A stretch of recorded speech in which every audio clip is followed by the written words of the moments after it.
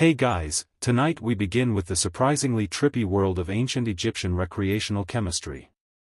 The civilization that gave us pyramids, mummies, and apparently festivals that could rival your college roommates' worst decisions. So before you get comfortable, take a moment to like the video and subscribe, but only if you genuinely enjoy what I do here. And let me know in the comments where you're tuning in from and what time it is for you. It's always fascinating to see who's joining us from around the world. Now, dim the lights, maybe turn on a fan for that soft background hum, and let's ease into tonight's journey together. Let's start with the ancient Egyptians' most famous botanical party trick, the blue lotus flower. You've probably seen it in tomb paintings, elegant petals, usually being sniffed by pharaohs or gently waved around at banquets like an ancient version of cheers. But this flower wasn't just ornamental. The Egyptians believed it had sacred properties and mild psychoactive ones. Yes, the blue lotus could get you just a little bit floaty. The method was simple. Take the dried petals and soak them in wine for a while, sometimes days. Then drink the infusion at festivals, ceremonies, or presumably whenever you felt like tuning out the sound of 200 people chanting hymns at top volume. The result was a soft, dreamy euphoria. Not enough to make you forget your name, but enough to make pyramid building sound like a fun group project. Now, to be clear, the Egyptians didn't call it getting high, they called it communing with the gods.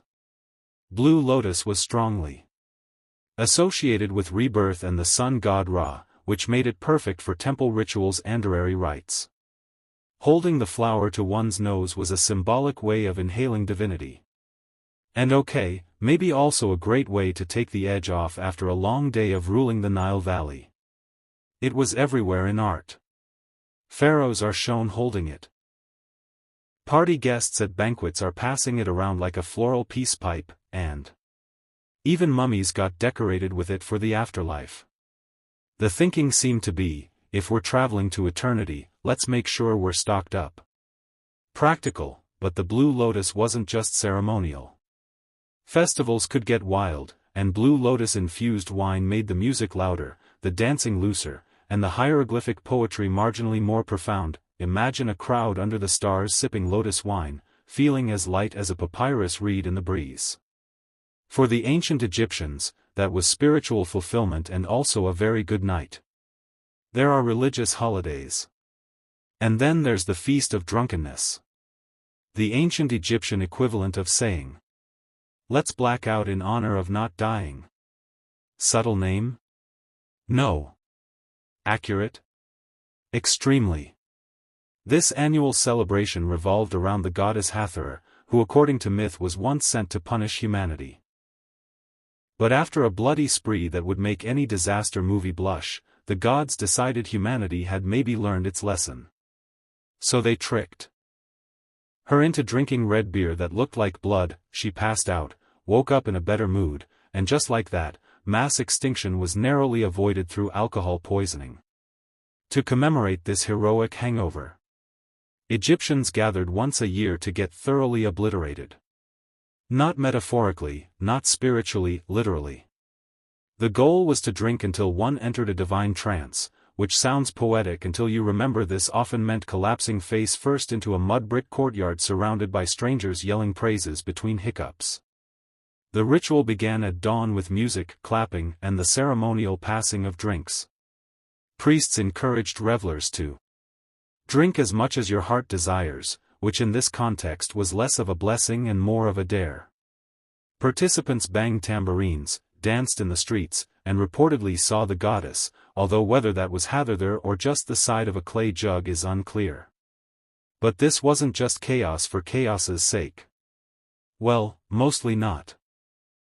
The idea was to honor the balance between destruction and joy, reminding everyone that even wrathful deities could be pacified with a strong enough brew. Think of it as theology meets keg stand. And importantly, this was sanctioned behavior. There were no awkward conversations the next day about what happened in the sacred grove.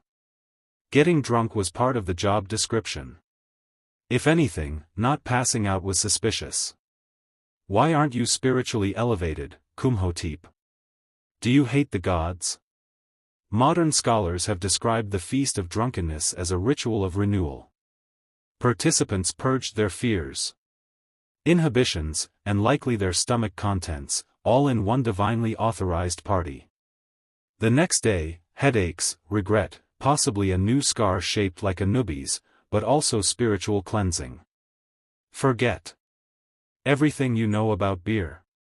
Ancient Egyptian beer wasn't golden, bubbly, or anything remotely resembling a beverage you'd order at a bar.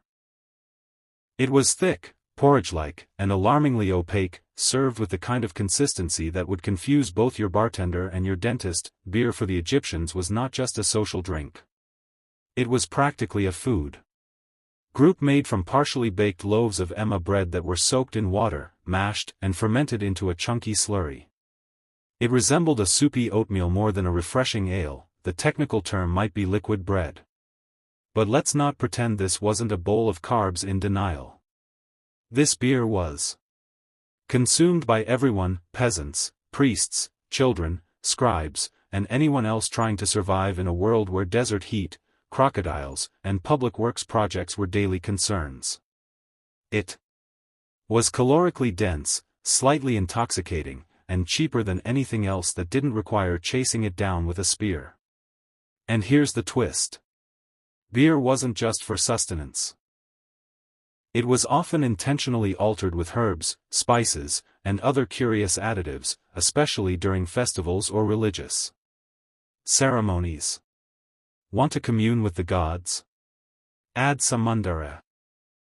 Want to forget the priest's speech about cosmic order? Toss in a little fermented date juice and hope for the best. Of course, hygiene was a concern, but beer had an answer for that, too.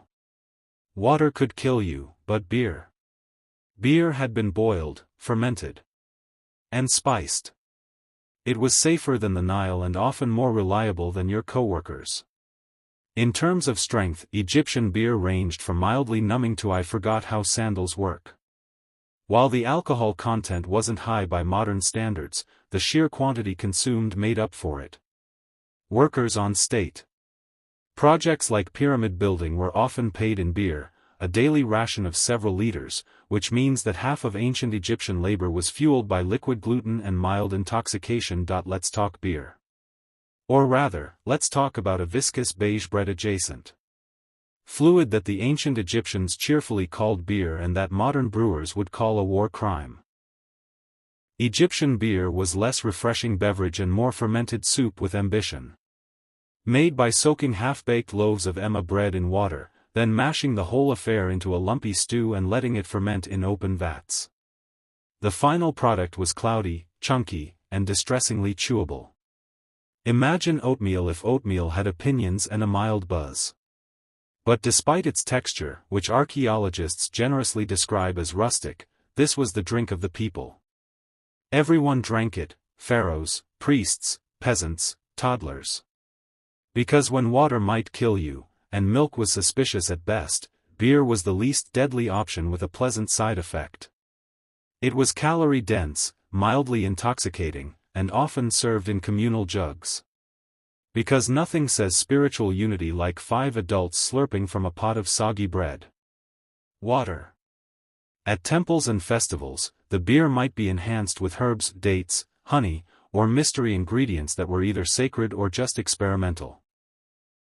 Historians are still unsure if the addition of mandara was intentional or if someone was just tired of reality. This was also the go-to payment method for laborers. Pyramid workers didn't clock out with coins. They received daily beer rations, sometimes several liters per day. This means the guys hauling limestone blocks all morning were doing it buzzed and breaded. And somehow the pyramids still got built. Let that sink in the next time you miss a deadline with a cappuccino in hand. Taste probably awful. But if you're living in 1300 BCE covered in sand and trying not to die of dysentery, a lukewarm jar of beer porridge is Michelin star cuisine. Also, no foam, no carbonation, no glass bottles, just ceramic jugs, straws with filters to catch the bigger bread chunks, and a national commitment to ignoring mouth feel. Now that you've washed down your bread beer with a floral buzz, it's time to set the mood with smoke. But not just any smoke. St. talking Kiafi, the ancient Egyptian incense that made temples smell like divine bakeries and left everyone wondering if they were actually meditating or just very, very lightheaded. Kiafi wasn't a quick hit of frankincense. This was the perfumed love child of an apothecary and a pastry chef. Recipes varied by temple, but the ingredients often included myrrh, honey, wine, raisins, cinnamon, juniper, mint, and whatever other spices were lying around not being sacrificed. Mix it all up, let it ferment, dry it into pellets, and burn them slowly in sacred spaces until everyone either felt deeply spiritual or forgot why they walked in. It was used in ritual purification, which is code for, let's fill this room with enough fragrant smoke to erase our sins, or at least our memories of last night's feast of drunkenness. Temples didn't have ventilation, by the way. That was considered breaking the mood.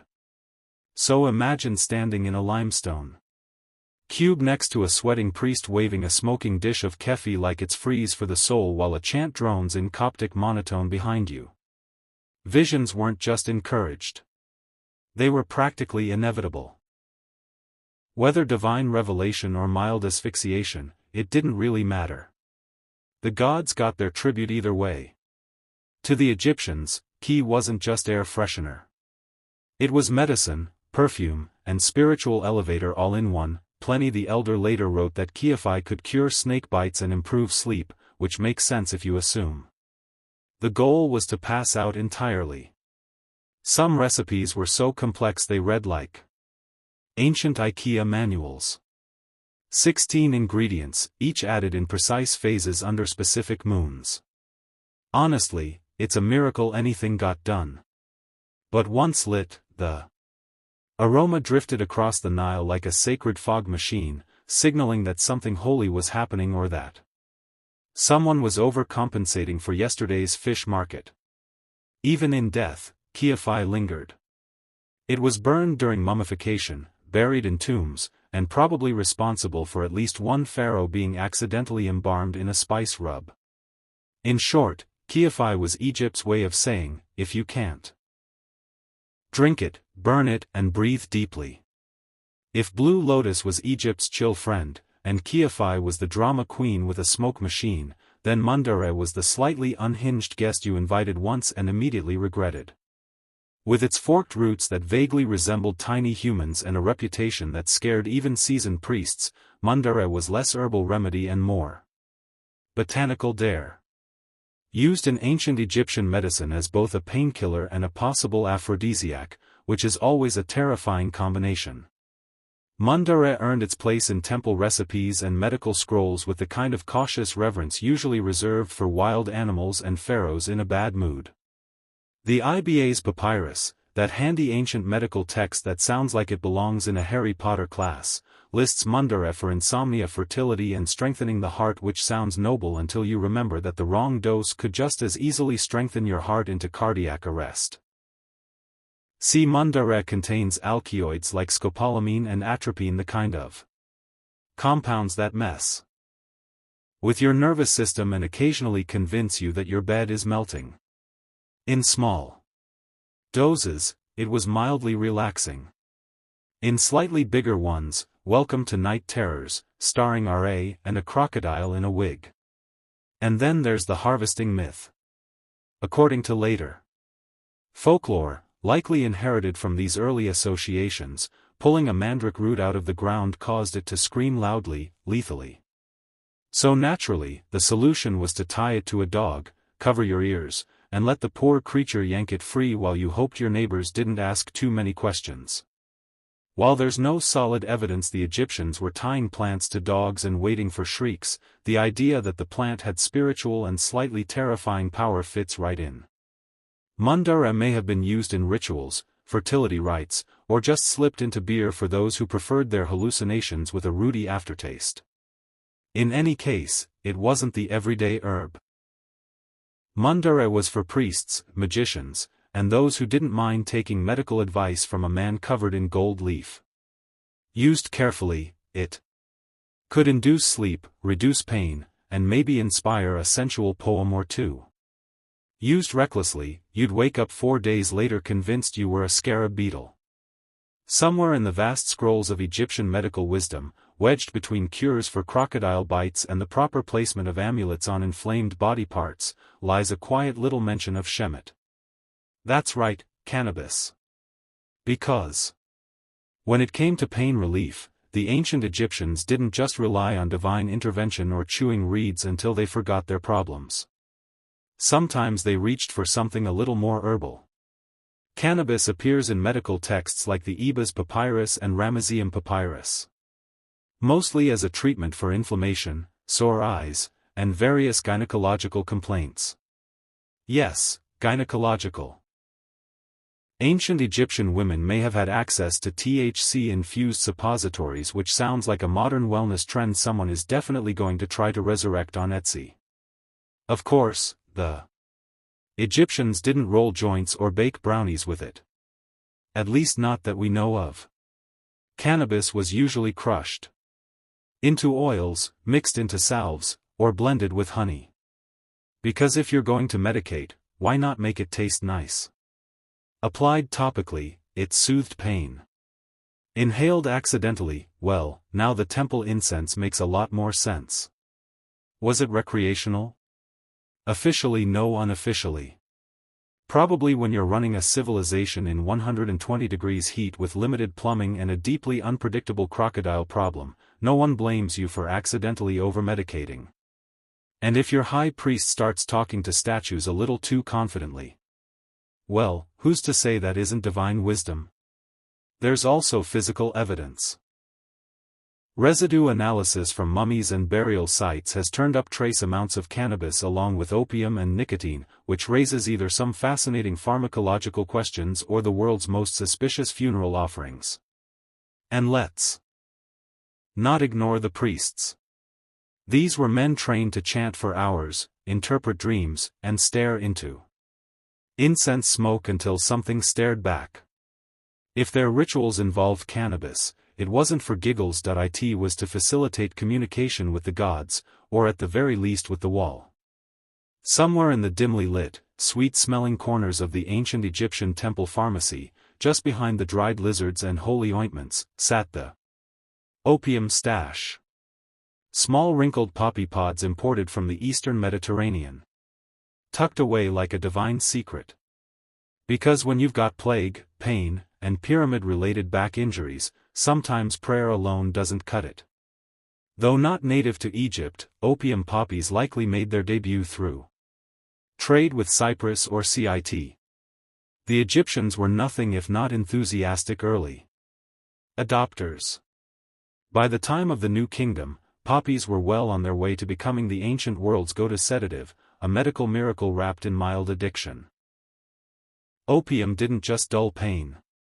It smoothed over childbirth, calmed coughs, soothed gastrointestinal rage, and made temple chants about cosmic balance feel like they actually had a beat.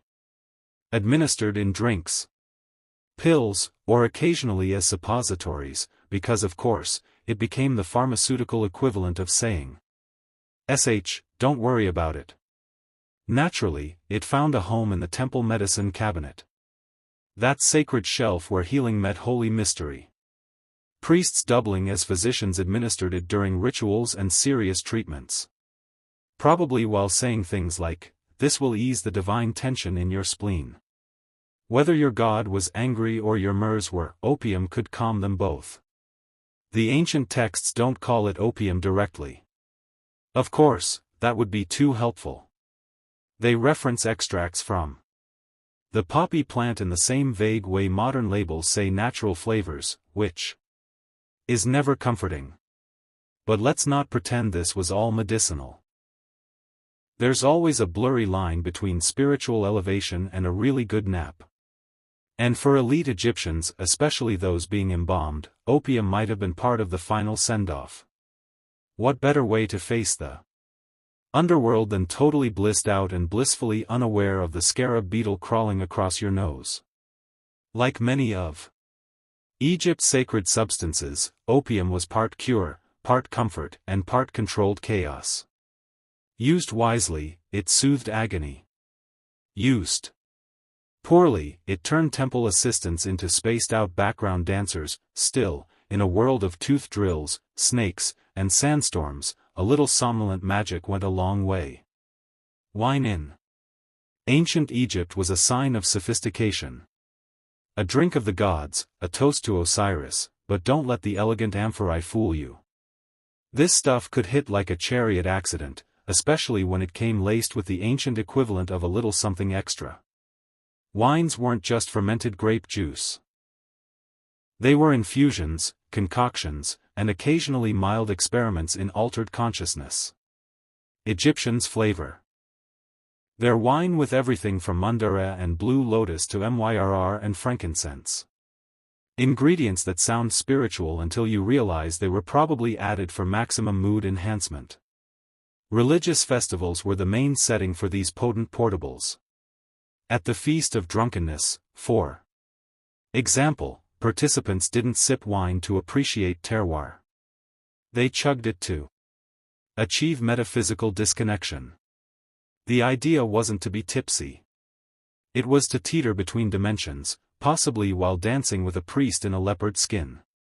These spiked brews were often described in medical texts as remedies, which is how you know things were getting creative. Got a headache? Try a wine infused with fermented lotus. Sore joints? How about some frankincense infused red aged 2 weeks in a clay pot?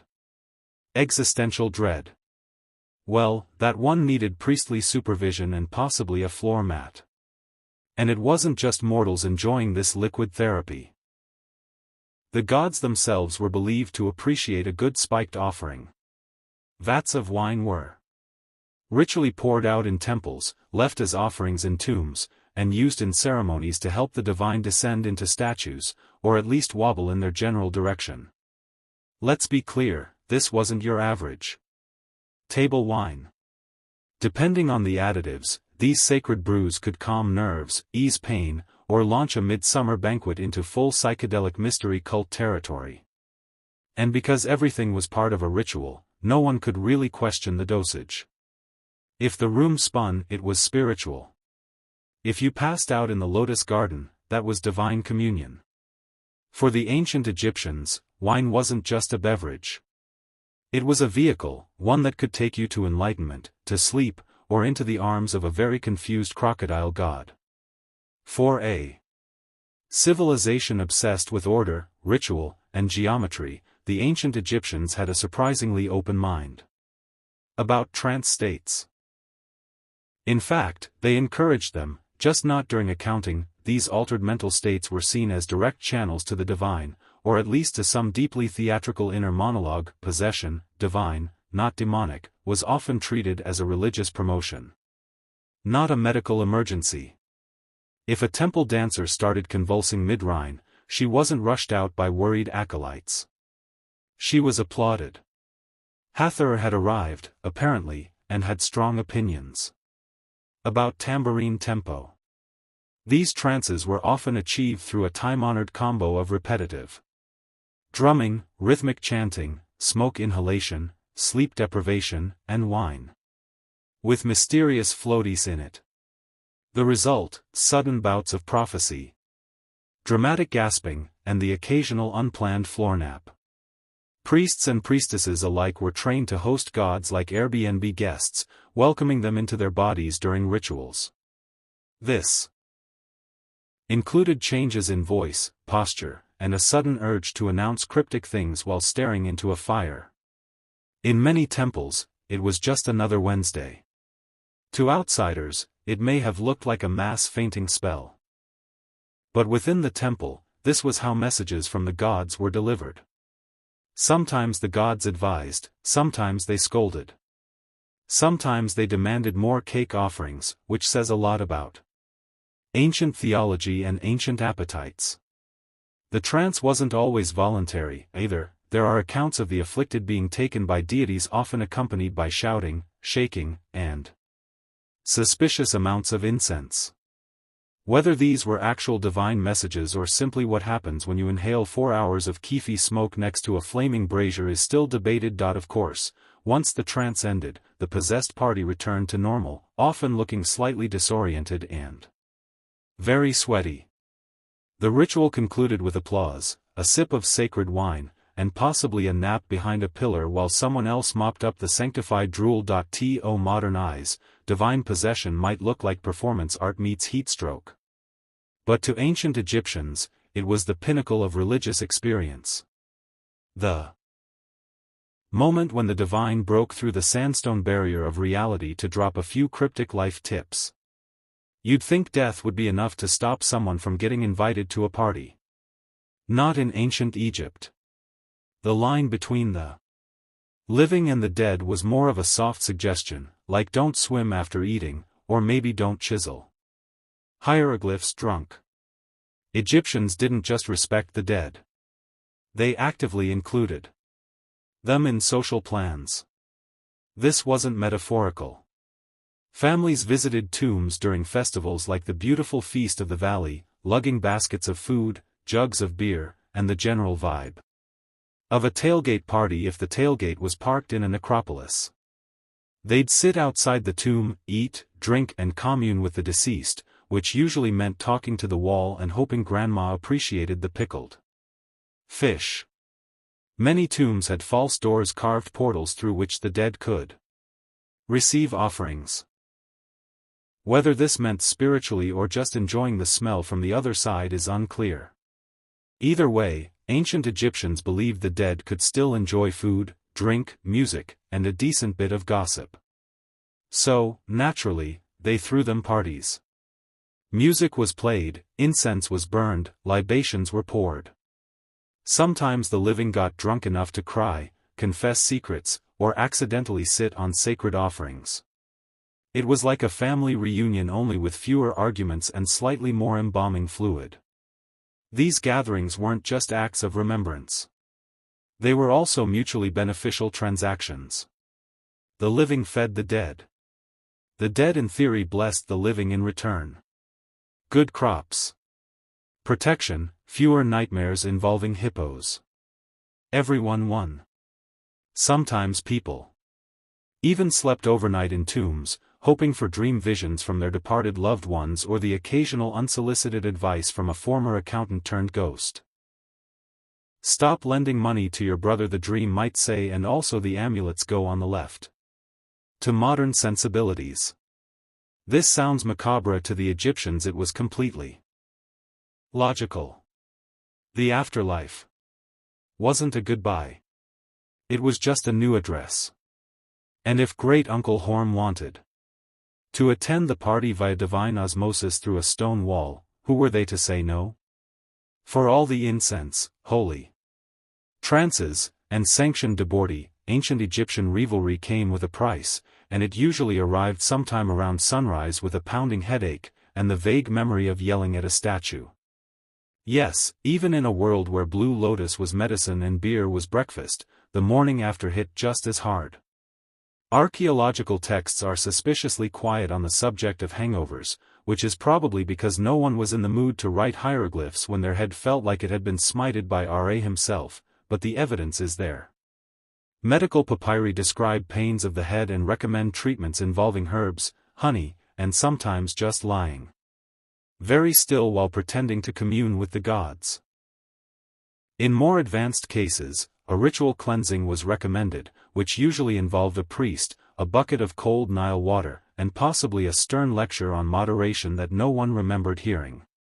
The real trick, of course, was plausible deniability. If you danced shirtless in the temple or passed out in a tomb alcove, you didn't say, "I overdid it." You said, "I was overcome by the divine." It wasn't a blackout. It was a mystical encounter. With Hathor's laughter. Much more respectable. And for the truly unlucky, there was always purging, not metaphorically, literally. The Egyptians were fond of aiks, lovely concoctions designed to evacuate your sins from both ends. Imagine being handed a drink that tastes like regret and being told, "This will restore your balance." Moments. Later, your balance is definitely gone. The priests, of course, fared better. They had training. They had ritual. Authority. And most importantly, they had people to carry them home. Meanwhile, common revelers woke up with lotus petals in their hair and sandal imprints on their faces, wondering whether they danced with a god or just someone very committed to the role. Still, no one swore off the next celebration because spiritual. Enlightenment, as it turns out, is addictive, especially when it comes with beer, smoke, and a mild chance of falling into a trance and yelling your neighbor's secrets in front of a statue. When ancient Egyptians prepared for death, they didn't just pack linens and a decent eulogy. They packed snacks and drugs and possibly a backup stash, just in case eternity got boring. Because if you thought the partying stopped after your heart was weighed, think again. It just moved underground. Tombs weren't silent, solemn places. They were carefully curated starter homes for the soul, complete with food, booze, and mood-enhancing herbal arrangements mummies were entombed with. Blue lotus petals, wine jugs, incense cones, and the occasional sealed mystery jar, which archaeologists now eye with both reverence and mild suspicion. Take Tutankhamun for example.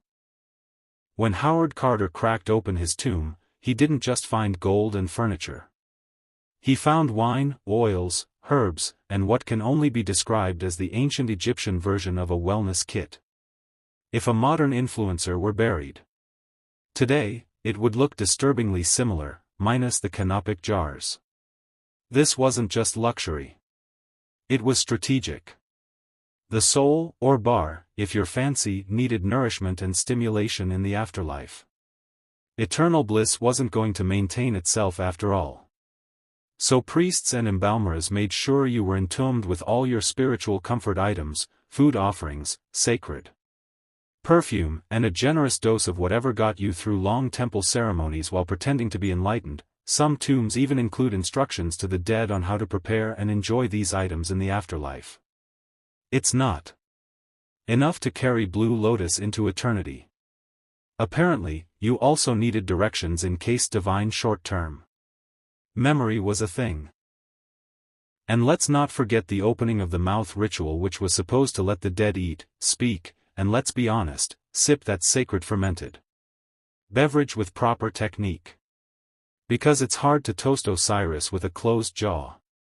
All of this tells us one very clear thing. The ancient Egyptians did not separate pleasure from piety.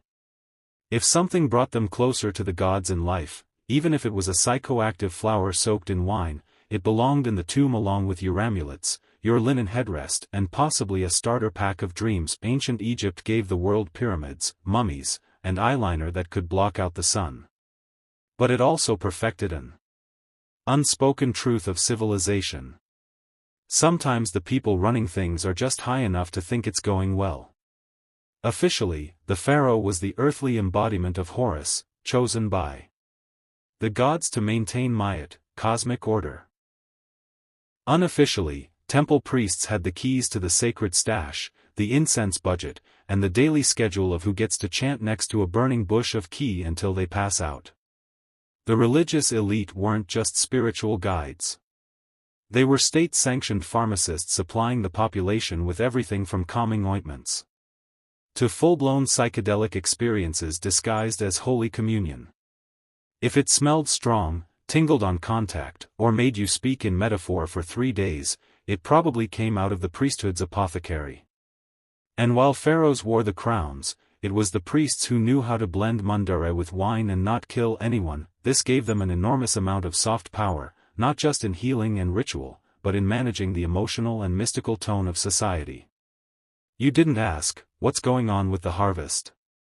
You asked, what did the high priest see in his trance last night? Spoiler, it was usually a falcon. And a lot of swirling gold light.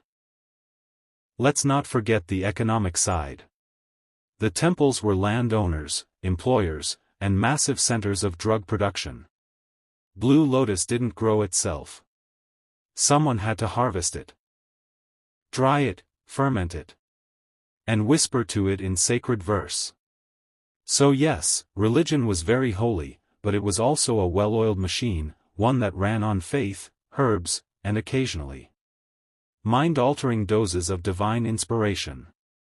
In many ways, the question of who ruled Egypt was less about crowns and more about who controlled the incense burners.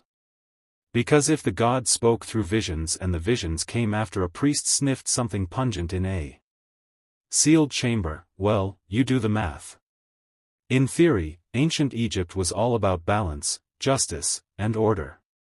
In practice, if you were rich enough to afford a private tomb and someone to fan you while you digested, you also had access to the good stuff, the kind of narcotic rarities that didn't show up in the village clinic scrolls. Make no mistake, ancient Egyptian society was hierarchy, and mind-altering substances followed the same rules as everything else. Pharaoh at the top, goat herder at the bottom, and everyone else politely sniffing dried flowers and pretending it was enough. While commoners got barley, beer and maybe a whiff of temple incense if they leaned close enough, the elite were bathing in blue lotus oil and sipping spiked pomegranate wine out of gold-rimmed chalices. Some of the more potent substances, Mundur-e-Ki blends laced with opium, imported cannabis resins, were likely restricted to ritual or medical use, which just happened to align perfectly with the daily schedules of court officials and high priests. Funny how that worked out. Take Pharaoh himself. The divine ruler of Upper and Lower Egypt couldn't be expected to process the metaphysical weight of ruling without a little help from the sacred pharmacopoeia.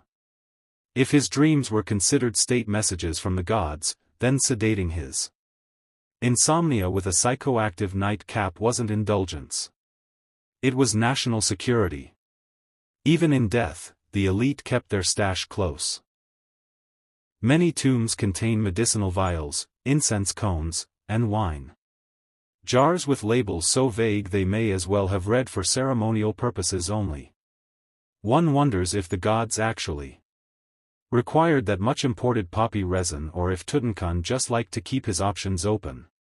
Meanwhile, the lower classes weren't exactly locked out of the experience. They just had to settle for the watered-down versions. Beer thick enough to chew, weak incense, and whatever passed for spiritual euphoria during an 18-hour shift building obelisks. And when someone did get their hands on a forbidden substance without a permit, that was likely called witchcraft, heresy, or a very bad day to be a field laborer. After 14 chapters of sacred snorting divine day drinking and hallucinogenic healthcare, one might be tempted to ask, what does all this really say about ancient Egypt? Well, for starters it tells us they were brilliant at blending science, spirituality, and recreational chemistry into a single belief system. Pain relief and prophecy came from the same flower. Medicine and mysticism walked hand in hand, usually to the beat of a siren and the smell of something smoldering that definitely wasn't FDA approved. It also reveals just how much the ancients respected the power of altered states. Not as escapism, but as a legitimate way to access insight, healing, and the occasional god with an animal head and a flair for drama. Their rituals weren't just pageantry. They were controlled. Chemical theater with incense, chanting, and psychotropic tea for the caste and the strict gatekeeping of sacred substances. That's just the ancient version of putting wellness behind a paywall. The elite had their blue lotus spars and imported opium. Everyone else got lukewarm beer and an eye infection. Divine enlightenment was available, but only if you could afford the luxury tomb package with optional afterlife minier. But perhaps the most revealing takeaway is this. Humans have always wanted to feel more, see more, and know more. Especially if it involves lying down in a temple and not doing chores. The ancient Egyptians weren't that different from modern humans meditating with essential oils or arguing about micro-doing podcasts. They just wore more eyeliner and took their hallucinations more seriously. So, what does this mean for us? Well, maybe that our ancestors weren't primitive drug enthusiasts or eccentric spiritualists. Maybe they were just doing their best to navigate a confusing, beautiful, often painful world with the tools, rituals, and fragrant smoke they had. And if that journey to inner peace happened to involve wine, wild flowers, and a trance where you barked like a nubbies, so be it. Florence, late 1400s. The air was thick with incense, sweat, and the perfume of crushed roses. The city was bursting with art, intellect, and political intrigue. But also a very specific kind of madness. The obsession with beauty. And not just any beauty. Renaissance beauty. The kind that meant looking like a porcelain statue, even if it killed you. Enter Sarasa, a luxurious silky white face paint made from, you guessed it, lead. Yes, actual lead. Women across Florence, Venice, and beyond smeared this shimmering poison across their cheeks, foreheads, and décolletage to achieve that ultra-pale, ethereal look. Because in a world where tan skin meant laboring under the sun like a peasant, looking like a walking cadaver was the ultimate flex. But this wasn't just a light dusting of powder. No, Sarasa was layered on like Venetian stucco. Some women went so far as to sleep in it, refusing to wash their faces, allowing the toxic compound to literally soak into their skin. The result, a radiant ghostly glow right up until the sores appeared. And when they did, they just applied more lead to cover them. No, like Renaissance Band-Aid, one that guaranteed the wound would never heal. If the lead didn't get you, the mercury might. Used to treat blemishes and fade sunspots, mercury was another charming element in the Renaissance beauty arsenal. Combine that with arsenic-based tonics and vinegar face baths, and you had a full-blown chemical warfare routine marketed as elegance. And let's not forget the classism baked into every powdered pore. Noble women wanted their skin to look untouched by sunlight or hardship. So the paler the better, even if it made them anemic, delirious, or eventually dead. Looking divine came at a divine cost. But perhaps the most ironic part, the women who could afford all this toxic luxury also had access to imported perfumes from the Orient, rose water distillations and camphor-laced tonics. They literally smelled like angels while their skin peeled off in sheets. If you had a functioning pair of eyebrows in Renaissance Florence, you clearly weren't trying hard enough. In the never-ending quest to resemble a bottle painting or particularly fashionable egg, Renaissance women plucked their hairlines and eyebrows into oblivion. A high rounded forehead was considered the epitome of beauty. The higher your forehead, the more noble and intelligent you appeared.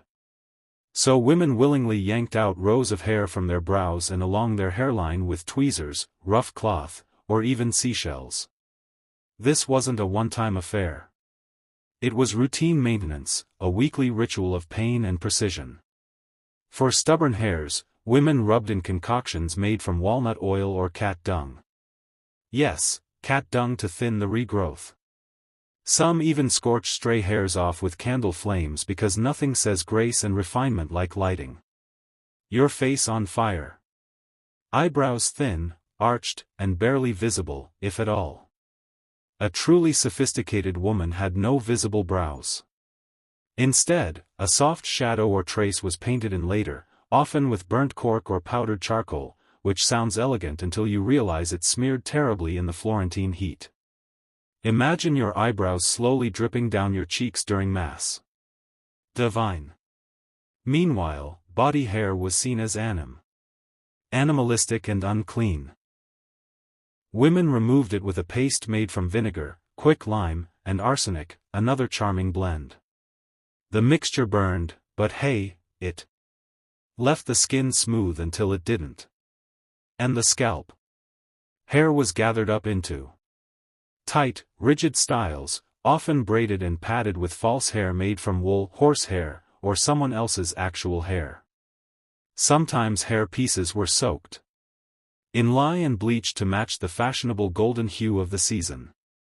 If it didn't match, no worries. Just wear a cap over it and pretend it did. Renaissance problem solving at its finest. The irony, all this hair removal and sculpting was done without mirrors. That's right.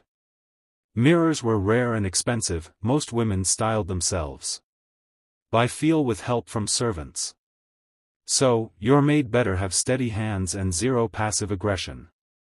One wrong move and your widow's peak becomes amongst tuncha. Renaissance beauty was less about natural charm and more about strategic subtraction. Remove the brows. Remove the hairline. Remove common sense. All in the name of elegance. Once the face had been thoroughly powdered, plucked, and poisoned, it was time to move on to the body. Specifically, squeezing it into shapes the human rib cage had no business aspiring to. Enter the Renaissance corset. Equal parts fashion statement and orthopedic trauma. Renaissance corsets weren't quite the wasp-waisted death traps of later centuries, but they still meant business. Known as stays or bodies, these early versions were designed to flatten the torso, not cinch it. The goal was to create a smooth, rigid canvas that emphasized the bust and elongated the silhouette. Because what's sexier than looking like a very elegant plank? The stiffening materials, whalebone. If you were rich, reeds or pasteboard if you weren't. All of it sewn into linen and laced tightly across the back. Getting into one required assistance, determination, and a surprising tolerance for losing peripheral vision. A fully dressed noble woman was essentially an armored artichoke, layered, spiked, and strangely delicate. And corsets weren't just about looks. They were moral statements. A straight, upright posture indicated inner virtue. Slouching, on the other hand, suggested moral laxity and possibly demonic possession. So if you were a well-bred lady, you stood straight, walked stiffly, and breathed in short, shallow gasps. Bonus points if you fainted gracefully in public. That just meant you were doing it right. Underneath linen chemises helped absorb sweat because newsflash, Florence in summer was not a place for heavy fabrics and no airflow. But elegance came first. Comfort came never. And yet, despite the discomfort, corsets had one major benefit. They held everything in place. Unlike modern bras that pretend to offer support while staging a quiet rebellion by noon, Renaissance stays offered the kind of structural reinforcement usually reserved for bridges. You could run, dance, or survive a fainting spell without anything shifting an inch. Of course, not everyone could afford such architectural fashion. Working-class women went without stays, favoring looser bodices and more breathable materials. But among the elite, corsets were essential. You weren't fully dressed without one, just tragically undone. The worst part, you had to eat while wearing one. Which brings us to the next Renaissance fashion paradox, feasting like royalty while trying not to split a seam or collapse from restricted airflow. In Renaissance Italy, beauty wasn't just skin deep. It extended all the way to the dinner table, where fashion and food had an uneasy relationship. On the one hand, noble women were expected to attend lavish banquets and engage in the social theater of feasting. On the other hand, they had to do it while squeezed into a corset so tight their internal organs were basically roommates. Meals were grand affairs. Tables groaned under the weight of roasted peacock, marzipan sculptures, and gilded fruit. But for upper-class women, actually eating was a delicate performance. You could nibble, you could sip, but you absolutely could not unhinge your jaw and go to town on a goose leg. That would have been barbaric and potentially dangerous given the bond in your bodice.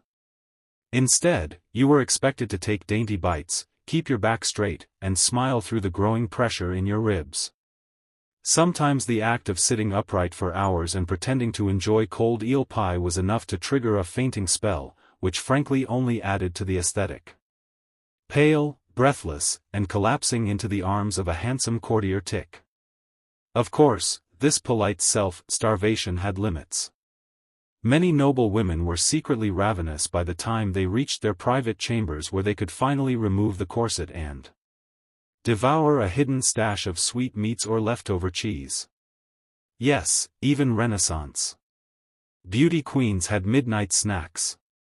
They just couldn't admit it. And there were rules even for those. Certain foods were believed to affect the complexion. Cucumbers were discouraged. They made the skin watery. Wine was encouraged. It flushed the cheeks with color.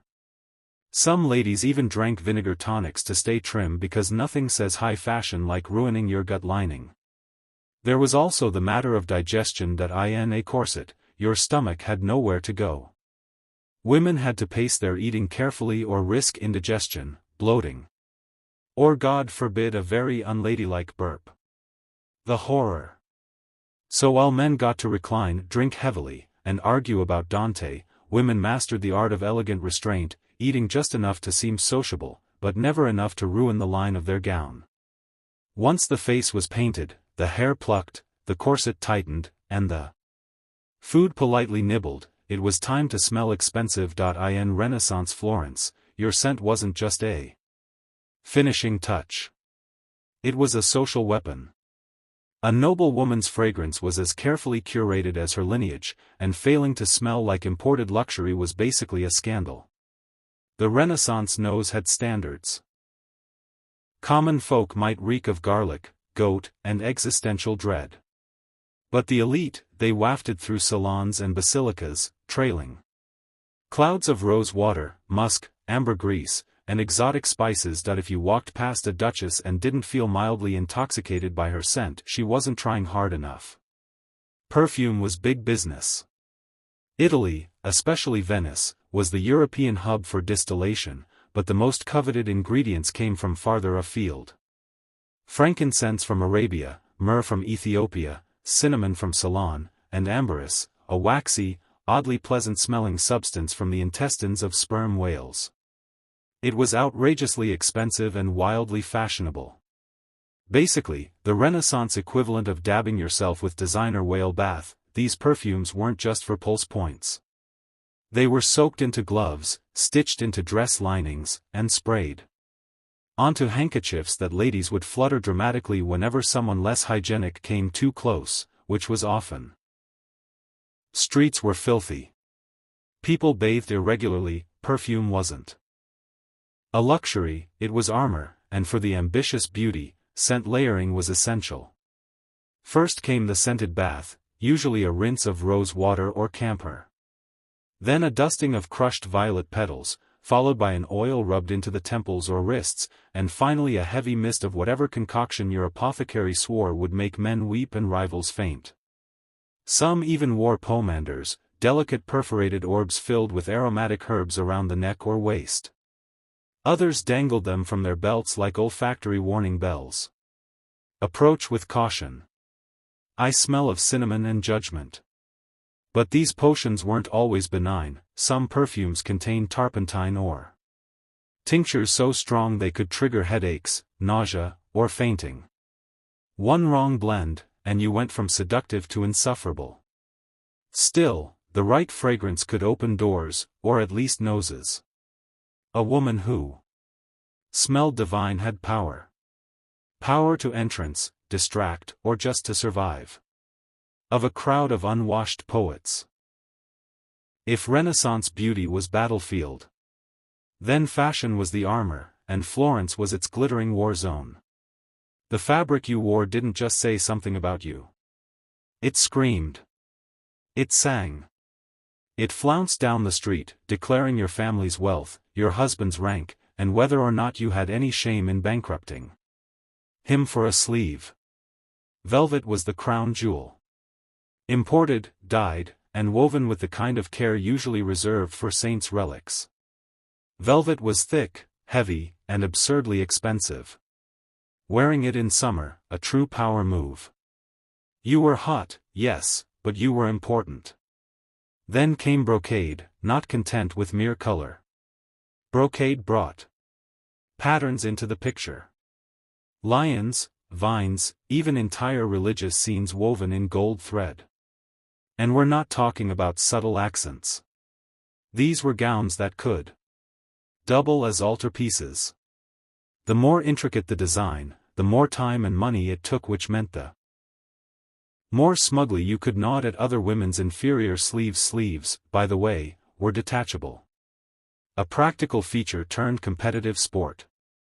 Wealthy women owned entire wardrobes of sleeves to mix and match, flaunting them like today's designer handbags. Embroidered, puffed, slashed, pearl-encrusted. Some sleeves were so elaborate they needed their own storage system and occasionally their own servants. Colors were coded, too. Deep blues and crimsons were made with rare dyes like lapis lazuli and cochial, pigments so expensive they were locked away like treasure. Only the rich could afford these hues, and sumptuary laws in places like Florence tried and failed to restrict certain colors to the nobility. But laws are boring. Dresses were not. Even the underlayers were ornate, chemises were trimmed with lace. Petticoats peeked out in silken flashes, and girdles, belt-like accessories weren't just decorative. Some were studded with gems and hidden pockets for perfume, prayer books, or possibly revenge notes. But all this fashion came at a price. Literally. A single gown could cost more than a year's wages for a craftsman. And yet, noble women didn't just have these gowns. They needed them. Every social event was a stage and every outfit statement. Wearing the same thing twice, social suicide. Renaissance fashion didn't stop at the ankle, though in fairness, no one was really supposed to see your ankles. Modesty dictated that a woman's feet be kept decently hidden beneath layers of brocade and silk, which was a pity considering how completely ridiculous Renaissance footwear often was. Let's start with the Chopin. The most theatrical shoe ever invented. Chopins were essentially high platform soles, think ancient Roman sandals crossed with stilts. Originally from Venice, they were designed to keep fine dresses above the muddy plague-infested streets. But over time, function gave way to fashion. And Chopins got taller. Much taller. Some were over 20 in high, yes, that's not a typo. 20 inches. Wearing them required balance, training, and frequently a servant on each arm. Walking unaded was considered both a physical feat and a social risk.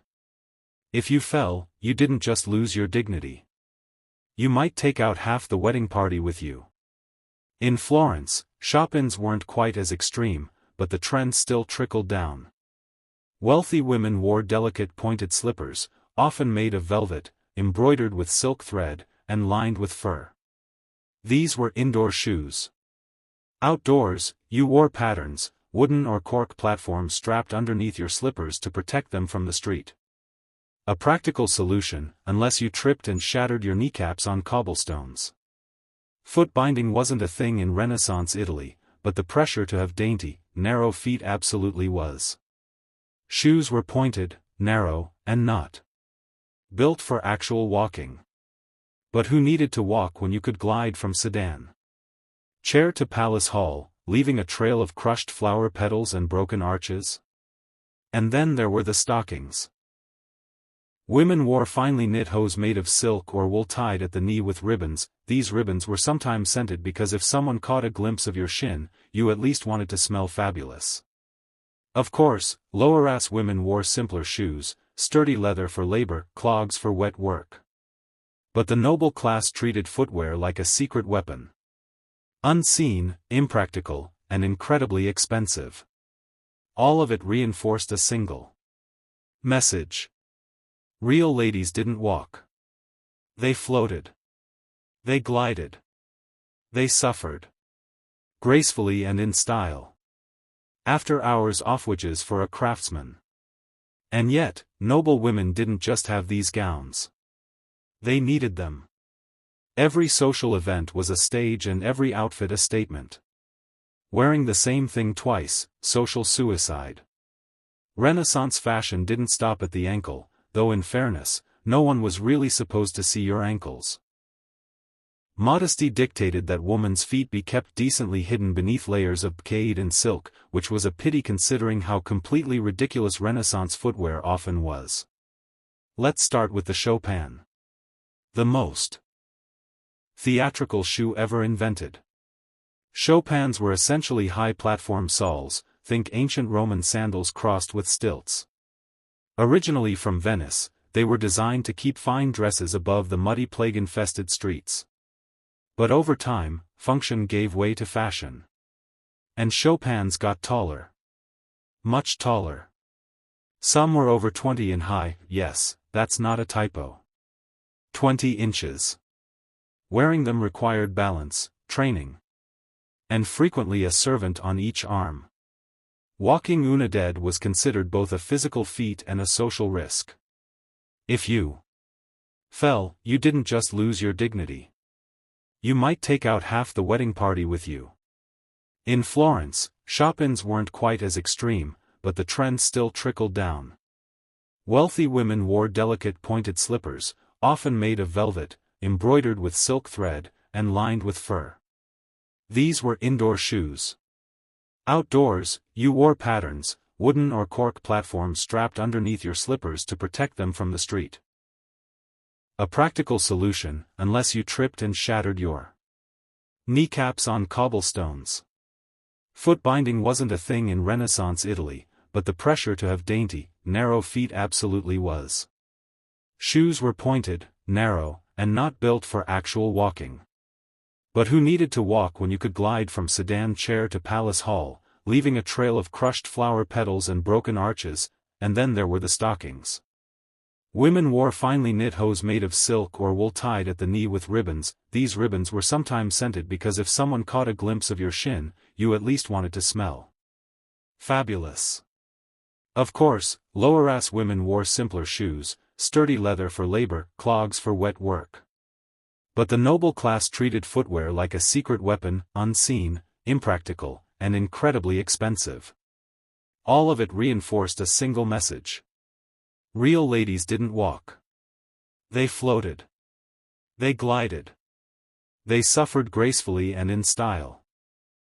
After hours of being powdered, plucked, laced, perfumed, stuffed, and platformed, what came next?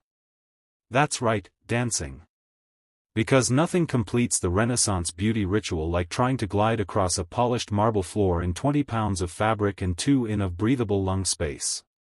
Courtly dances were serious business. These weren't your carefree tavern-style reels. No, Renaissance court dances were slow, elegant, and excruciatingly choreographed. Every step was rehearsed, every movement symbolic. The wrong foot placement could imply social ineptitude. A misstep, scandalous. You might as well shout, "I own nothing," in lapis lazuli and run barefoot into the Arno. For noble women, dancing was a test of composure. The most popular forms, like the pavan or the galliard, required gliding in precise patterns, keeping your gaze modest, and never under any circumstance breathing through your mouth.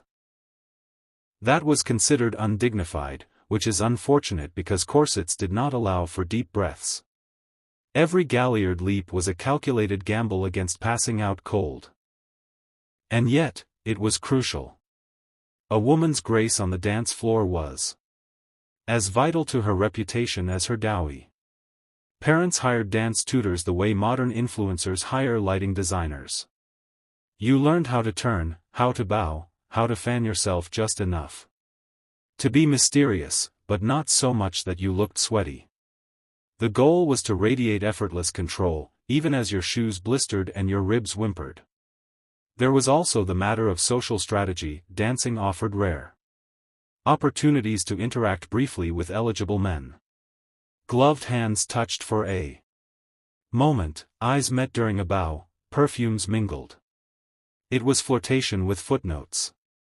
But say too much, move too boldly, or heaven forbid, laugh. You risked ruining your entire aesthetic of pious elegance. Meanwhile, the background noise of every court event was a choir of judgment. Other women critiqued your gown, your hairstyle, your posture. Servants whispered, tutors freaked, and all the while you had to maintain the illusion that none of it mattered. But it did. A clumsy turn or an off-rhythm curtsy could haunt you for weeks. So you danced, you smiled, you endured, and when the music finally stopped, you excused yourself to repowder your sweat-streaked Sousa before. Round 2. The guests had departed. The candles had melted into waxy puddles, and the Renaissance noblewoman, divine, dazzling, and delicately dying inside, finally made it back to her chambers. But sleep? Not yet. First came the Renaissance version of the night routine. Spoiler alert, it was less self-care and more controlled deterioration. Step 1, the unmasking. Out came the linen cloths, rose water, and raw egg whites. The lead-based Sarusa had to be gently removed, not because it was delicate, but because scrubbing too hard would take skin with it. Many women used a mix of almond oil and vinegar to lift the layers, hoping their complexion underneath wasn't too ravaged. Spoiler, it usually was. Then came the hair, or what was left of it. Carefully, the pins and fake braids were uncoiled. Any adhesive used to keep forehead wigs in place had to be dissolved with herbal tonics. Ladies hoped the cat dung and quicklime they used for hair removal earlier in the week hadn't left bald patches. No pressure. Next, the corset unlacing. A spiritual experience, one that usually involved gasping, groaning, and possibly an audible crunch as ribs regained their original shape. Women could finally breathe. Not deeply, but enough to sigh in relief and maybe whisper, "Never again," for the 100th time. The feet were peeled out of slippers, revealing the crushed remains of what used to be toes. If you were lucky, your servant brought a basin of warm water with lavender or rosemary to soak them. If not, you just stared at your feet and wondered if you'd ever feel joy again. Finally, you were rubbed down with sweet oils. Or, if you were particularly devout or paranoid, an alchemical tonic promising to preserve your youth. Never mind that it smelled like old copper and probably contained powdered beetles. Beauty is pain, also possibly pestilence. And then at last the candle was blown out. Not with a huff still too improper, but a delicate puff like you were apologizing to the flame. You lay back, hairline too in farther back than it was last year. Skin slightly more ghostly than the day before. Lungs recovering from corset trauma. But tomorrow you'd do it all again. Because in Renaissance Florence, beauty wasn't just a look. It was a lifestyle. A full-time high-stakes performance with no intermission. And the audience, everyone. Before I became linked to crime syndicates and back alley parlor. Tattoos in Japan carried a far more complex and layered identity, one deeply rooted in honor, mythology, and labor. Long before the Edo period, Japanese tattoos were used as punitive marks, burned or etched into criminals' faces and arms to permanently brand them as outcasts. But by the 1600s, these crude symbols had evolved into something far more intricate, something closer to art, devotion, and even spiritual armor. In Edo, Japan, society was rigidly structured. Class divisions were clear. Samurai had swords. Merchants had rules. Everyone else, they had restrictions. The Tokugawa shogunate enforced strict codes on dress and behavior, especially for the lower classes. Ornate robes, luxurious fabrics, and flashy jewelry were reserved for the elite. But human nature always finds a loophole. For the common man, especially laborers, firemen, and gamblers, tattoos became a way to reclaim beauty, status, and identity. If you couldn't wear bkade on the outside, why not wear it on your skin? And so full-body tattoos flourished underground, hidden beneath plain work clothes, but revealed in bathhouse, festivals, and moments of intimacy. These weren't random designs. They were stories. Sleeves of swirling dragons. Bodysuits of phoenixes, koish, cherry blossoms, Buddhist deities, and folkloric heroes. Each tattoo carried meaning. A koi swimming upstream symbolized perseverance. A dragon on the back meant power and protection. These motifs weren't chosen on a whim. They were earned. Sometimes one painful inch at a time. And the process was brutal. There were no machines, no antiseptic creams. Artists called horishi used wooden handles and steel needles to hand-poke ink beneath the skin. The ink was often mixed with charcoal or natural pigments hammered in using rhythmic strikes. Sessions lasted hours. Full bodysuits could take years. But the result, a living mural that turned skin into storytelling. Yet, despite their cultural richness, tattoos remained illegal for much of the Edo period. Authorities viewed them as signs of disorder, deviance, or wastefulness. And so the art of irizumi thrived in the shadows, respected by some, feared by others, and completely invisible to the ruling elite in Edo period Japan, where wooden buildings were packed like kindling and open flames lit every lantern. Fires were constant and devastating. The samurai might have ruled the land, but when your neighborhood caught fire, it was the fireman, hikesher, who saved your life. These weren't firemen as we imagine today. They didn't use hoses or wear flame-retardant suits. Instead, they carried hooks, axes, and raw courage. Their job wasn't to extinguish fires. It was to tear down nearby structures and create fire breaks before the flames could spread. This meant climbing onto burning rooftops and dismantling homes by hand, often while embers rained from the sky. Naturally, these men developed a culture of bravado, toughness, and brotherhood. And central to that culture was tattooing. Full-body tattoos, irisai hormono, became a badge of honor among the haikusher. Not only were they stunning displays of strength and endurance, they were deeply symbolic. Dragons for power, tigers for courage, gods and demons for spiritual protection. When a fireman stripped off his uniform to reveal a full suit of swirling ink, it wasn't vanity. It was armor. And the pain, it was part of the point. Sitting for hundreds of hours while needles punctured the skin was a rite of passage. If you could endure that, you could face down an inferno. The tattoos weren't just decoration. They were proof of fearlessness, commitment, and pain endured for the good of the group. Some crews even shared themes with all members sporting similar motifs to reflect unity. You'd see entire teams marked with identical dragons across their backs or coordinated waves and blossoms swirling down their arms. This wasn't gang behavior. It was solidarity. Brotherhood forged through smoke and fire. But it wasn't legal. Tattoos were still frowned upon by the authorities, seen as vulgar or wasteful, especially for public servants.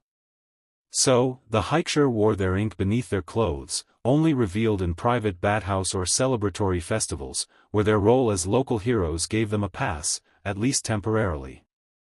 Ironically, these same men were admired in their neighborhoods and feared by the elite.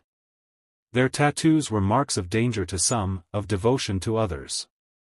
Beyond the fire brigades and labor crews, another group embraced the painful elegance of irizumi, the gamblers, rogues, and thrill-seekers of Edo's underground. These were the drifters of the yukio, the floating world, a term that described both the pleasure quarters and the transient nature of existence itself. And in that fleeting world, tattoos were language of risk, identity, and rebellion. Many of these men were bakudo, professional gamblers who roamed the country with dice, cards, and an uncanny ability to separate samurai from their stipends. While the bakudo had no formal organization at first, they lived by their own codes of loyalty, honor, and toughness. In a society that relegated them to the fringes, tattoos became a way to reclaim dignity, to turn marginal life into one of meaning. One needle prick at a time. Their tattoos were bold, provocative, and unapologetically visible in the right settings.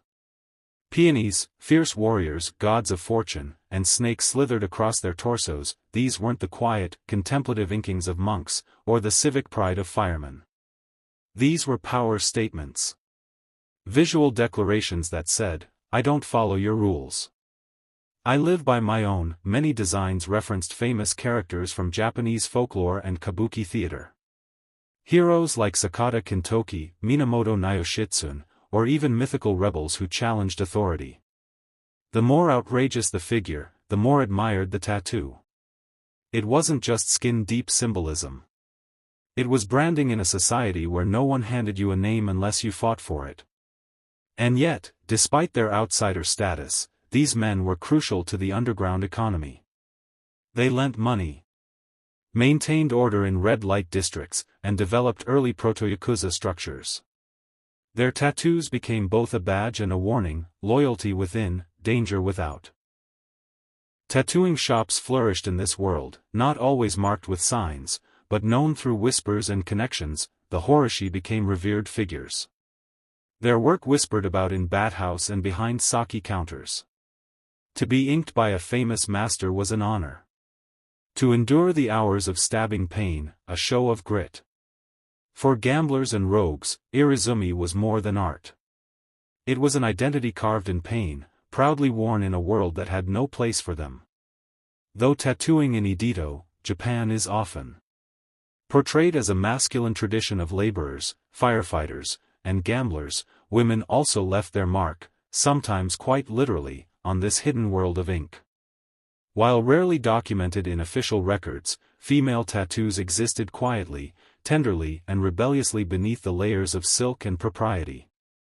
In many cases, these tattoos were intimate, romantic, personal. Unlike the large mythological bodysuits of their male counterparts, women's tattoos were often smaller, discreet, and emotionally charged. Lovers would tattoo each other's names on hidden parts of their bodies: inside the upper arm, on the inner thigh, near the collarbone.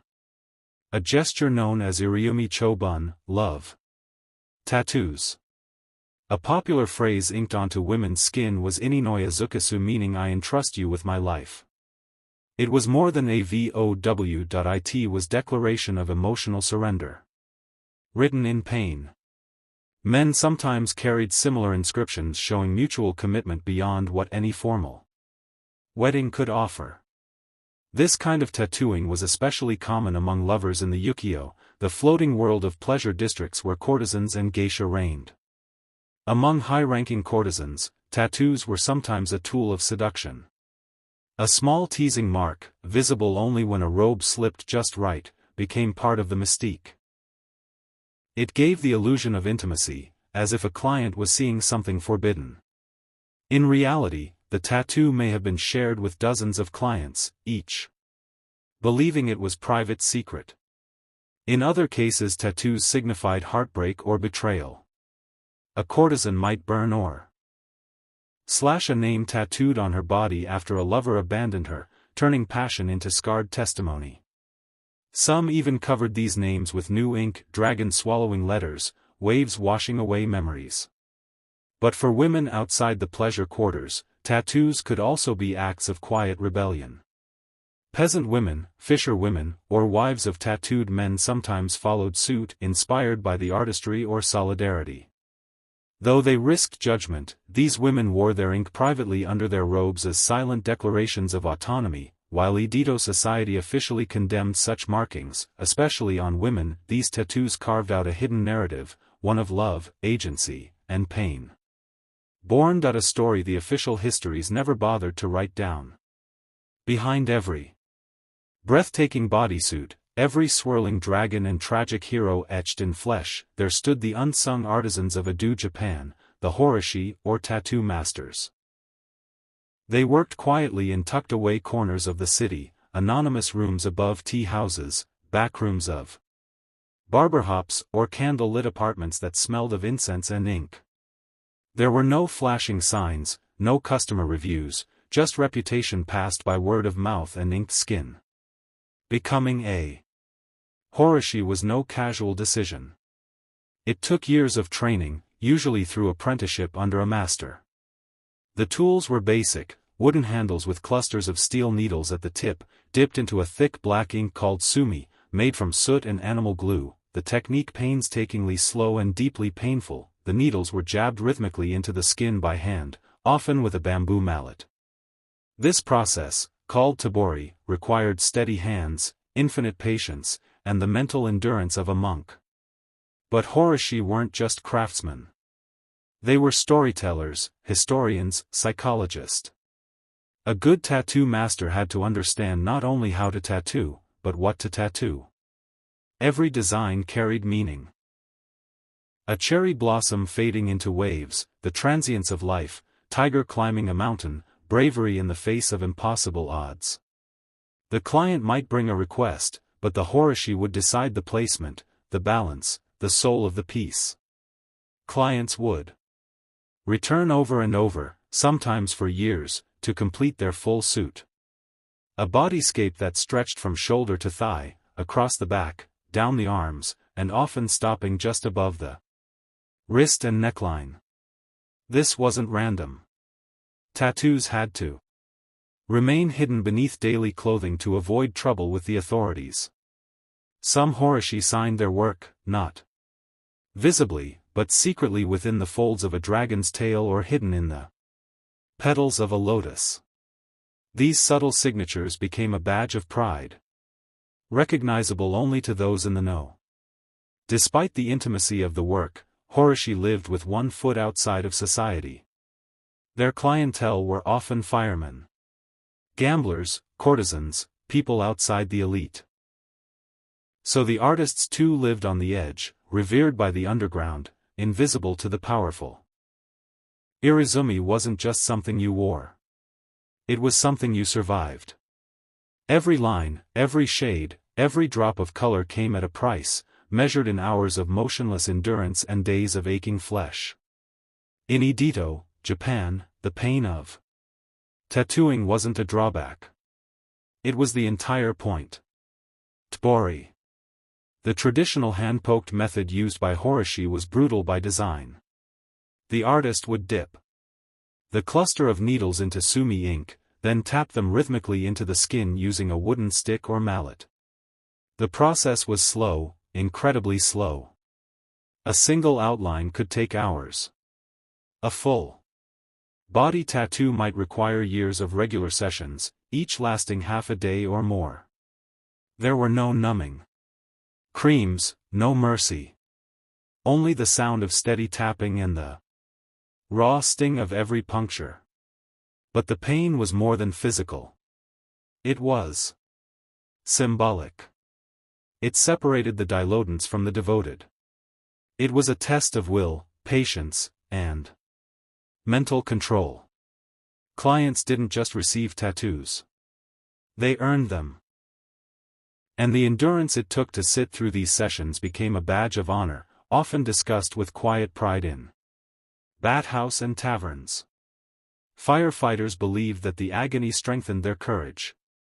Gamblers viewed it as a test of luck and loyalty. Courtesans and lovers took on the pain as a symbol of their emotional depth. For some, it was a punishment. For others, purification. There was a spiritual dimension to it as well. Enduring pain was seen as a kind of self-discipline similar to fasting or meditation. Buddhist themes were common in Irizumi, not just because of their aesthetic value, but because they reflected ideas of suffering, rebirth, and enlightenment. With each completed session, a person didn't just come closer to finishing a tattoo. They came closer to transformation. And there were rules. You couldn't flinch. You couldn't cry out, moving too much could ruin the design or earn you a scolding from the horishi.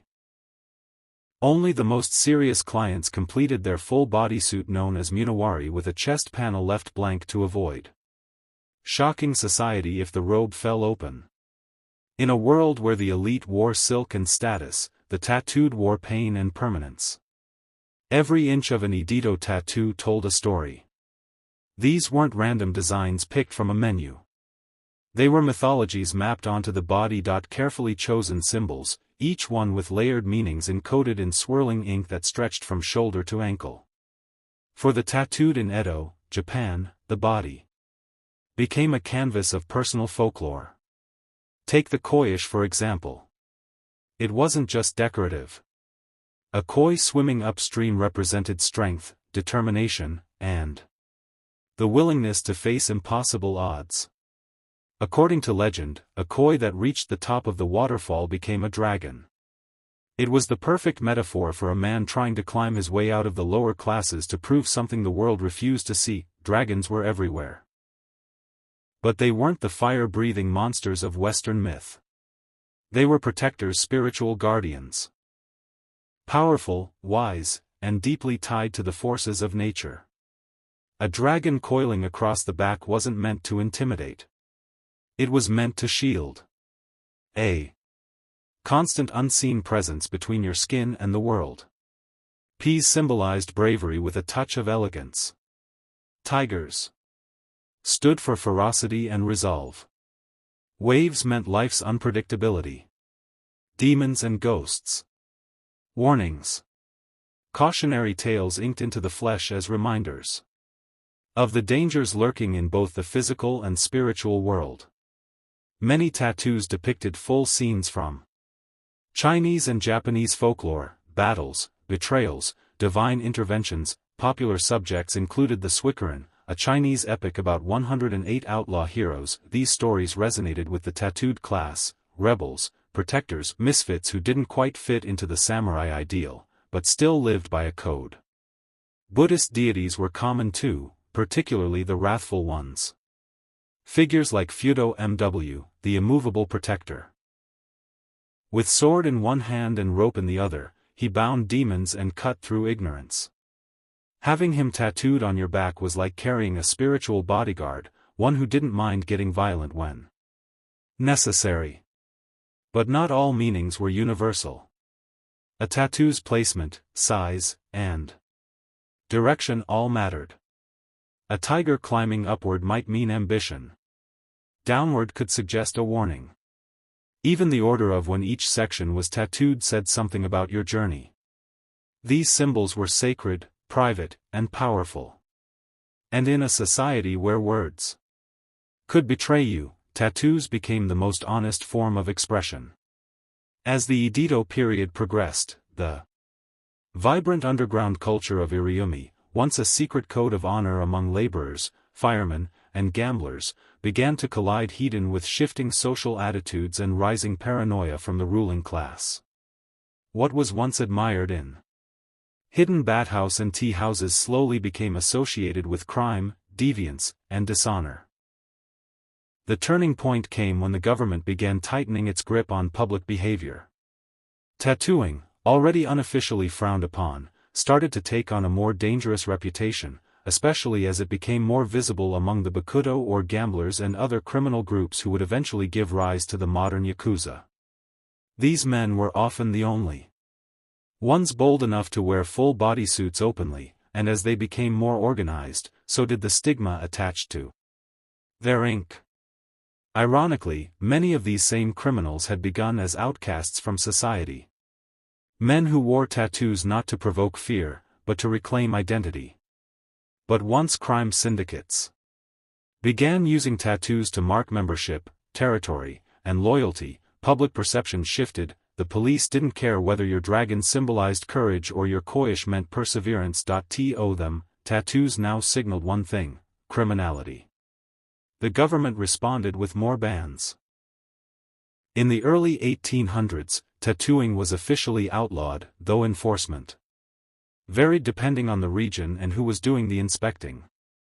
Still, tattoo parlors went deeper underground. Horishes had to work in secret. Clients booked sessions through coded language, and artists began developing techniques to hide tattoos under layers of ink or blend them into larger designs to confuse officials. The stigma wasn't just legal. It was social. Anyone visibly tattooed could be refused entry into public bathhouse, barred from temples, or denied marriage by respectable families. Tattooed bodies became taboo, and the art form, once a mark of bravery or spiritual symbolism, was recast as something vulgar, dangerous, even evil. But the tattoos didn't disappear. They simply went deeper, both under the skin and under the radar. For every government crackdown, there was a new design, a new hiding spot, a new client willing to endure pain for something meaningful. Iris didn't die. It went into hiding like a coiled dragon waiting. As Japan stepped into the modern age with the Meiji Restoration in 1868, the new government was eager to present the country as civilized, orderly, and most importantly, westernized. And in this new image of modern Japan, tattoos had no place. Irizumi, with all its cultural depth and underground prestige, was declared a stain. The government doubled down. Tattooing was not only criminal, it was now embarrassing, something savage, something shameful. Foreign diplomats were horrified by the elaborate bodysuits worn by Edo's working class. And Japan, desperate to be taken seriously by the West, responded by pushing tattooing deeper underground than ever before. Yet, even as it was banned for Japanese citizens, tattooing curiously became a tourist attraction. British and American sailors flocked to Japanese ports and sought out horoshi to take home pieces of exotic oriental body art. Ironically, the very art form Japan sought to bury was being preserved by the very foreigners whose approval they craved. And still, the tradition didn't die. Horoshi adapted. They changed their clientele, moved their studios further into secrecy, and kept the Tabori method alive. Master apprentice lineages survived in whispers. The techniques, symbolism, and tools were passed down carefully, often within families or tightly knit artistic circles. In the 20th century, Irizumi became deeply entangled with the Yakuza. The full bodysuit, hidden beneath business suits, became a symbol of loyalty and fear within the criminal underworld. Once again, tattoos were about pain, honor, and secrecy, but this time without the folkloric grace of Edo firemen or mythological koi. The art was still there, but the public had turned away. Even today, the legacy of that stigma lingers. Despite modern interest in tattoo culture worldwide, Japan still views tattoos with suspicion. Public baths, gyms, and even some beaches ban tattooed individuals. The fear of criminal association endures even when the ink is harmless. But times are shifting. Young Japanese artists are reclaiming irishi not as rebellion but as heritage. Museums are preserving ancient designs. Art lovers and historians are finally acknowledging the craftsmanship, and a new generation is asking, why should we be ashamed of our own skin? In a culture built on layers, of robes, of meaning, of silence, remains the most honest expression Japan ever tried to hide. In Renaissance Europe, discussing sex openly was taboo, unless, of course, you were doing it through a thick Latin manuscript wrapped in religious guilt and printed under church supervision. Enter the marriage manual. A strange genre of literature where theologians, monks, and celibate scholars explained how good Christians were supposed to get busy solely for the purpose of procreation. Naturally, these manuals were less 50 Shades and more 46 permissible positions for the glory of God. Titles like De Matrimonio or the Book of the Family disguised what they really were. Deeply detailed guides on when, how, and why married couples could engage in sexual activity, complete with diagrams, calendars, and lists of forbidden days. Spoiler, there were a lot of forbidden days. Sex on Sundays. Sinful, feast days, absolutely not. During Lent, God forbid. In fact, there were roughly 180 days a year when marital intimacy was prohibited. Combine that with the fear of damnation and the local priests snooping around, and it's a wonder Renaissance Europe ever managed to reproduce. These guides also gave advice on the proper mindset during intercourse. Joy was suspicious, passion was risky, love was fine as long as it didn't make you too enthusiastic. Women were encouraged to be submissive and silent, and men were warned not to let their desire burn too brightly. Basically, the goal was spiritual union with just enough physical action to make a baby and nothing else. But despite the dry language, these books were wildly popular, especially among clergy. Some manuals even had sections explaining which sexual positions were natural versus unnatural. Missionary was divine. Anything else was basically flirting with excommunication. Of course, educated Renaissance readers knew how to read between the lines. These books were some of the only texts that acknowledged sex at all, so people devoured them, not necessarily for pious reasons. A marriage manual on your shelf was totally acceptable. What you highlighted in it was your business. Ironically, the strict moral codes these books promoted only made people more curious about what lay beyond them. Which is why right next to the marriage guides, another kind of book began to circulate. Less holy, more illustrated. On the surface, they were scientific marvels, detailed anatomical treatises, often illustrated by respected artists and backed by university scholars. But for anyone with half an imagination and a locked drawer, these books had a certain extracurricular appeal. Especially when the female form was involved. The Renaissance saw an explosion of interest in human anatomy thanks to dissection being legalized in certain regions and artists like Leonardo da Vinci pushing the boundaries of scientific observation. Texts like De Monte Corporis Fabrica by Andreas Vicelius were considered groundbreaking medical references. They were also, whether intentionally or not, kind of steamy. Why? Because they showed women naked in exquisite clinical full-body detail. Breasts, hips, genitalia. Nothing was omitted. And while the official purpose was to educate, let's just say not every reader was there for the lymphatic system. These images were often presented with artistic flair.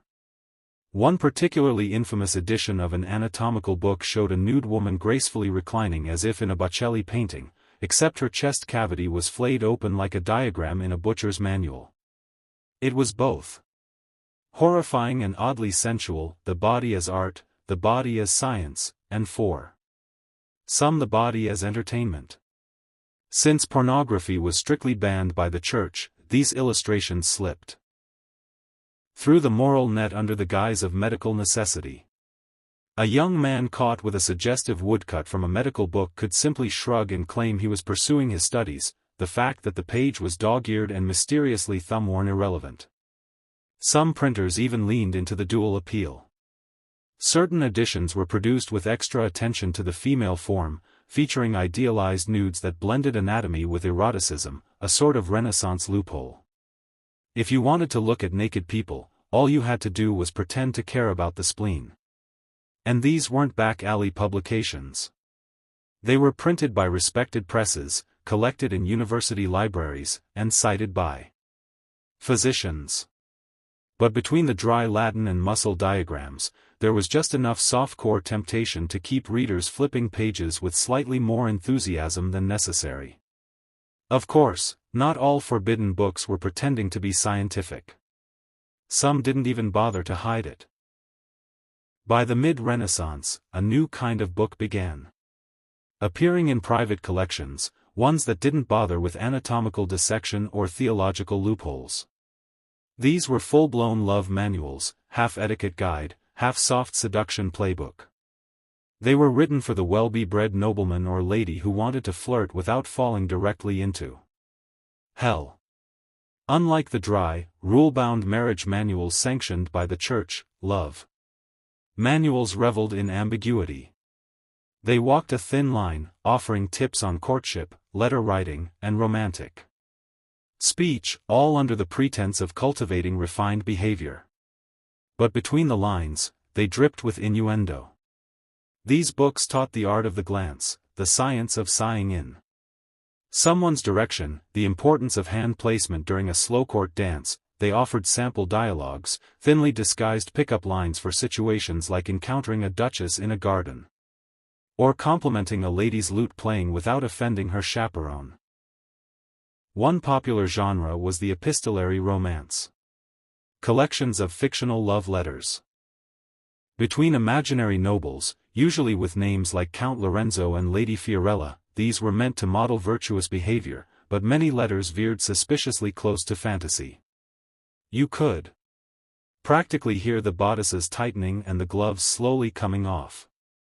Some of these manuals even included miniature poems and riddles, just enough to feel cultured, just vague enough to be interpreted as scandalous. The Renaissance reader loved double meanings, and love manuals delivered them in elegant rhyming couplets. And let's not forget the advice on grooming. One manual suggested men keep their fingernails clean and teeth white so that a woman when kissed feels neither scratched nor offended. Others reminded ladies to maintain fresh breath and avoid onions before a romantic conversation. Practical but not exactly spiritual.